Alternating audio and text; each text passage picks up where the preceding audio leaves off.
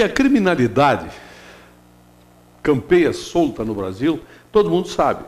Só que tem algumas coisas que elas transcendem a capacidade da gente de aceitar, por mais que elas sejam do cotidiano. A saúde. Ontem à noite, uma rede nacional de televisão mostrou como a bandidagem faz e comete crimes hediondos. Vocês querem um crime maior, mais hediondo, do que não esterilizar produtos usados numa cirurgia, até pediátrica? Eu fiquei extremamente chocado. Eu me reportei alguns anos atrás, quando, durante o governo do Fernando Henrique, que o ministro era José Serra, que tinha N remédios sendo fabricados, placebos, ou seja, farinhazinha vendido como um remédio para câncer, por exemplo. E eu tive um familiar envolvido nisso. Ele ficou 3 meses tomando um remédio para câncer de próstata e era um placebo. Ele morreu. Quer dizer, crimes, isso nem é crime hediondo, isso é uma barbárie, é inqualificável um troço desses. E aí, que legislação nós temos para impedir isto? Alguém ouviu falar ainda dos remédios falsificados? Se os responsáveis foram indiciados, foram presos, etc. e tal? Na dica de nada, nada. Agora, olha, aquilo que eu vi ontem, daquela empresa que cobra uma fortuna para esterilizar produtos instrumentais, médicos, cirúrgicos, ortopédicos, e não o faz.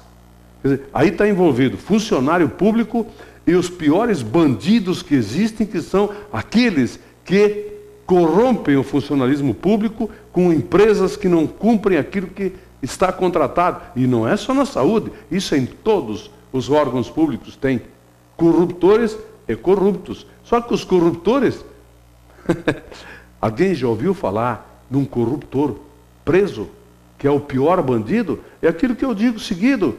Esquece o ladrãozinho que entra, arromba uma casa e rouba o receptor de parabólica, o DVD, a TV. Não. Prende o canalha sem vergonha que compra isso.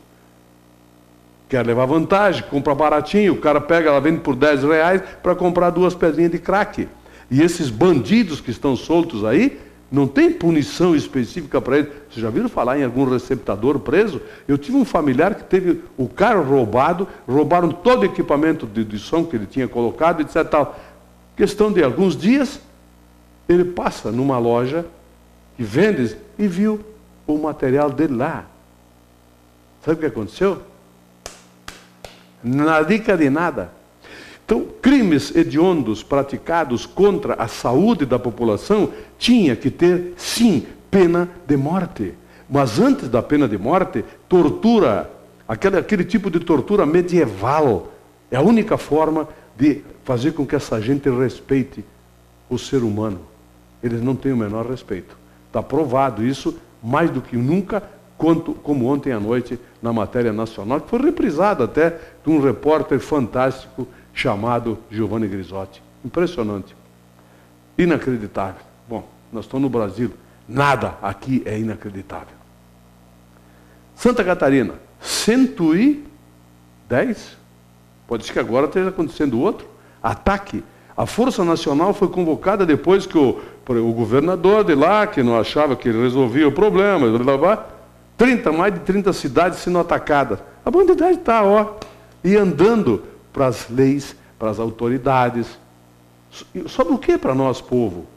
A Força Nacional chega e eles continuam, a bandidagem continua, eles não têm medo de nada mais. Sabe por quê? Porque a impunidade, graça solta, porque nós temos uma legislação pífia, uma legislação chinelona, vagabunda, de 5ª categoria. Aliás, nós esperaríamos o quê? De um Congresso Nacional do nível daquele que nós tínhamos em 88, que fez a Constituição. Querem ver que tipo de legislação nós temos? Aqueles soldados que eu até comentei aqui, brigadianos, que participaram lá, mataram aqueles 3 bandidos de alta periculosidade no assalto que aconteceu lá em Cotiporã, um deles está sem poder trabalhar, está em tratamento de saúde, foi baleado 3 vezes. Sabe o que aconteceu com ele? Lembra o que eu falava? Ele tinha que responder um inquérito lá, policial, né? Militar. Ele perdeu um monte do salário dele, de 3 mil ele passou a ganhar 1.700. Dá para entender um troço desse? Aí no domingo, ontem eu ouço, sábado, ouvi o coronel Silanos, que é um comandante, dizendo que não tem o que fazer porque essa é a lei, tem que mudar a lei. Aí a gente fica pensando que nós temos uma Assembleia Legislativa que fica inventando leizinha chinelona para emancipar municípiozinho que não tem condições nem de ser distrito, quanto mais município. E eles brigaram. O que faz a Assembleia Legislativa que não muda isso? O governo de Estado que não muda isso? Aliás, eu ainda quero saber o que aconteceu com aquele soldado que foi baleado aqui num assalto a uma lotérica aí na rua Saldanha Marinho. Ele ficou fora de combate, ficou ruim, acabou a vida dele como policial. O que aconteceu com ele? Alguém sabe? Por favor, me informe que eu faço questão de levar a público isso. A forma com que nós, povo, aceitamos que sejam tratados aqueles que nos defendem, que dão a vida para nos defender. Ganhando uma merreca para botar a cara para bater e o corpo para levar tiro, e o cara perde salário. Não. Para tudo que eu quero descer, para o mundo que eu quero descer. E nós temos políticos que nós ainda atribuímos algum valor a eles. Os caras não valem nada. Um cara que vê isto e não toma atitude, não toma providência. Aliás, hoje já devia estar na Assembleia Legislativa sendo votado um projeto a mudar isso, para que esses policiais tenham um amparo. Mas, meu Deus do céu, um vereador, quando fica doentinho, lá, dá uma gripe, ele se afasta em licença de saúde e ganha integralmente o salário. Um policial baleado perde isso, perde aquilo, perde diária. Meu Deus do céu, que país é esse? Que povo é esse que aceita isso?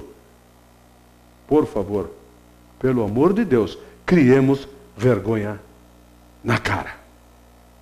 RS 122, mais uma vez, eu retorno de Porto Alegre com chuva. É uma piada. A RS 122, tem que rir. É ridícula. Ela é ridícula, tanto quanto é a RS 470, a 446. Ali em São Vendelino, um pouquinho antes de chegar naquele cruzamento com a 122, tem um buraco ali, meu amigo. Olha, cabe tudo que tem na cabeça dos responsáveis. Que não deve, se botar lá também não vai resolver porque fede muito, tá?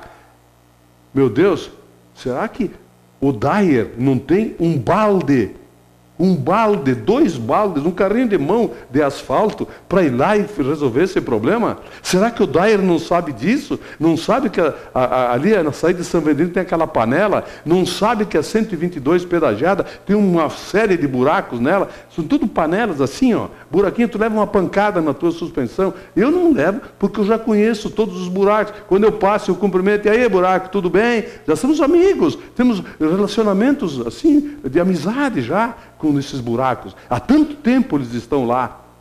Aí eu chego em Portão, pago o pedágio. Olha, sinceramente, eu fico pensando que é proposital.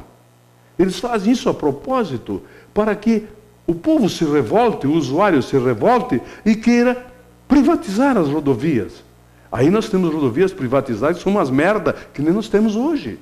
Ah, mas ela está boa.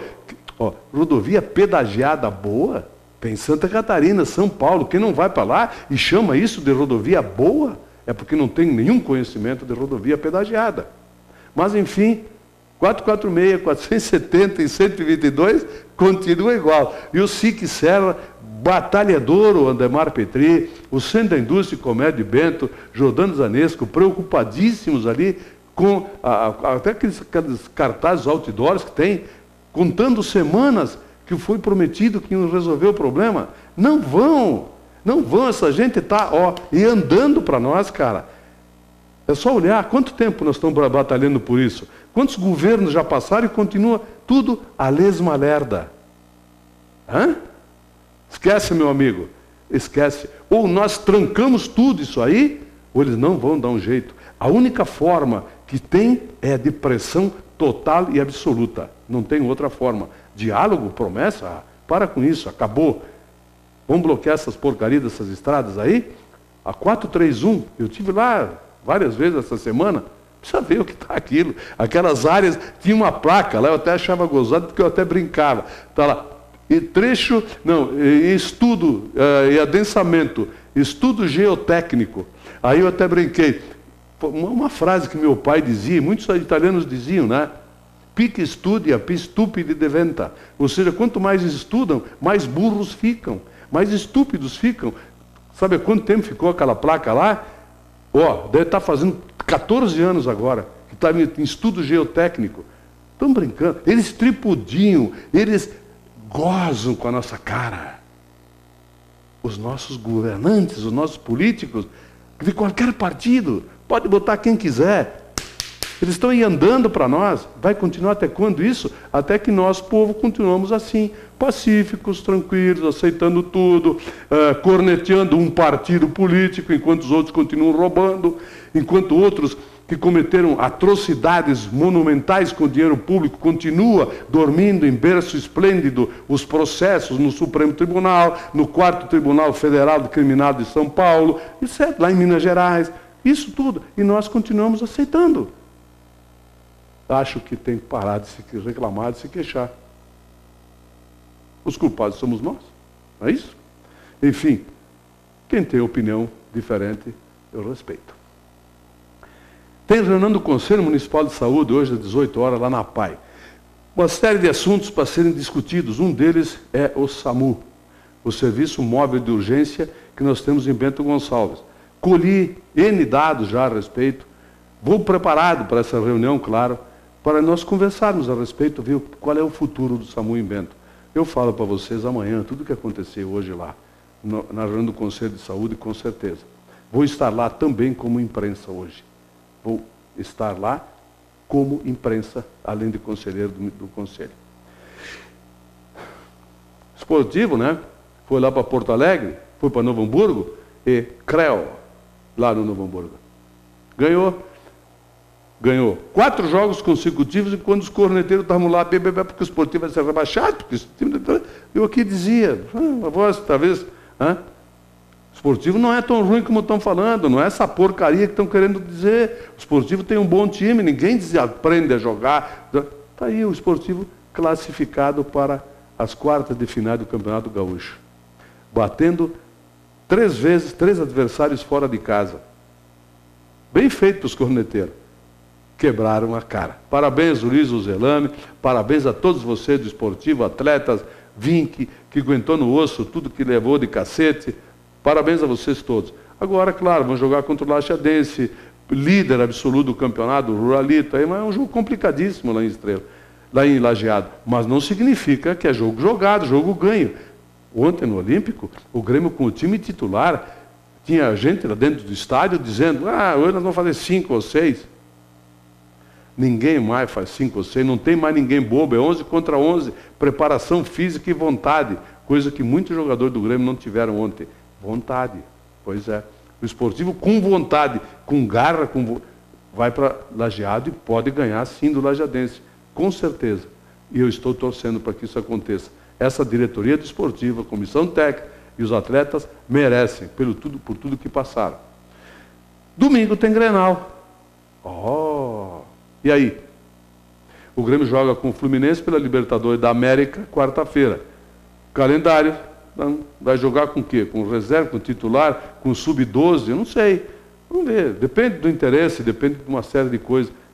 Em princípio, o Ruralito, o Grêmio está classificado ali, classificado com uma mão atrás, até com um braço amarrado. Mas, enfim, o Ruralito é isso. Um campeonatozinho candidatíssimo a ser extinto. Não é uma coisa chutada. Acho que é uma questão de tempo só. O Ruralito vai acabar. Grêmio Internacional vão entrar para disputar a quarta de final, coisa assim, e os times todos do interior vão estar disputando entre si ali um campeonato. É isso que tem que acontecer. Por quê? Libertadores da América, Campeonato Gaúcho, Copa do Brasil, Campeonato Brasileiro, Sul-Americana, não tem clube nenhum do Brasil que tenha estrutura para aguentar tudo isso. Uma pena. Fazer o quê? Eu volto amanhã, um abraço.